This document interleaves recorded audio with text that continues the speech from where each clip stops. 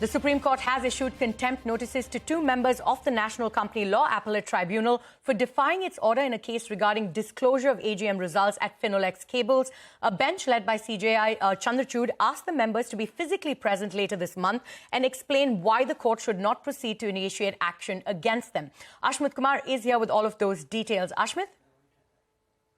Well, the Supreme Court, in a hugely unconventional move, issuing notices to two sitting members of the NCLAT, the appellate tribunal under the IBC regime. Now, here's what led to the contempt notice. What we understand is that the NCLAT was hearing the Finolex Cables IBC case, had reserved its judgment, was due to pronounce the judgment on the afternoon of October 13th. That very same morning, the Supreme Court passed orders which required the scrutineer to release the findings of the AGM proceedings. This effectively meant that the NCLAT had to pause for the scrutineer findings, had to pause before giving its judgment. However, the councils approached the NCLAT, requested the NCLAT to defer the pronouncement of their judgment. However, the NCLAT refused and went ahead to pronounce the order.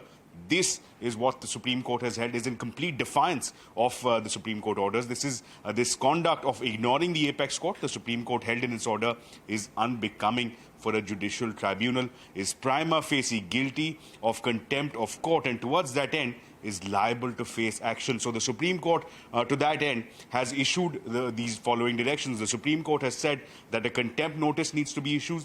A show cause notice has been issued. The two members need to explain their position why action should not be initiated against them under the Contempt of Court Act. Both of them have been summoned before the apex court. They have to appear in person at the next date of hearing, which is October 30th, and explain their position. In the meanwhile, the Supreme Court has observed that there is a gut feeling that the CJI has that there is absolutely no honesty in the way these proceedings have been conducted, and that he's looking to send out a message to corporate India. So ominous words, those from the CJI. Next hearing in this case will be on October 30th.